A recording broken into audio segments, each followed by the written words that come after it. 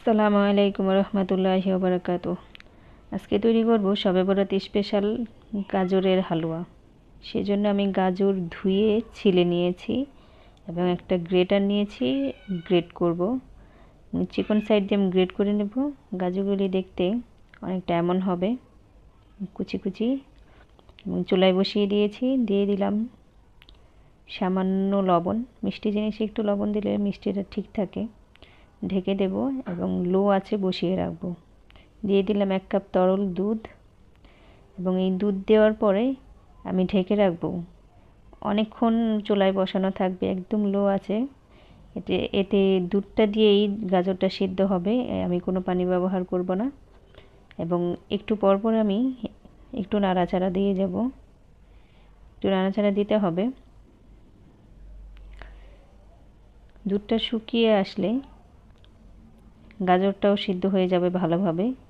এ পর্যায়ে আমি দিয়ে দেব 1.5 কাপ চিনি এবং চিনি দেওয়ার পরে বেশ খানিকটা পানি উঠবে এবং পানিটা শুকিয়ে নিতে হবে। একদম অনবরত নাড়তে হবে। এখন আর ঢেকে রেখে দেওয়া যাবে না, অনবরত নাড়তে হবে, না হয় পুড়ে যাবে।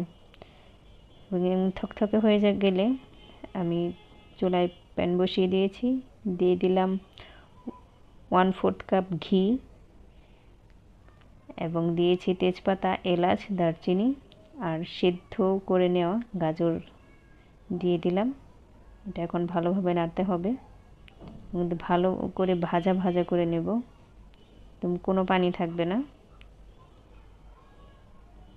দিয়ে দিলাম 2 চা চামচ গুঁড়ো দুধ।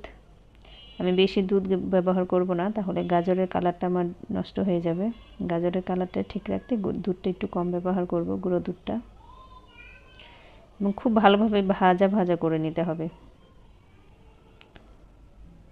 প্যানের থেকে হালুয়াটা যখন আলাদা হয়ে আসবে, এই যে তেল ছেড়ে দিয়েছে, একদম পারফেক্টভাবে হালুয়া তৈরি। আমি তেজপাতা, দারচিনি, এলাচটা তুলে নেব, এটার কাজ শেষ। এখন আমি বাটিতে তুলে নেব। হয়ে গেল আমার দারুণ স্বাদের গাজরের হালুয়া। এই হালুয়াটা অনেক বেশি মজা। ট্রাই করবেন এবং ভালো লাগলে আমাকে অবশ্যই সাপোর্ট করবেন।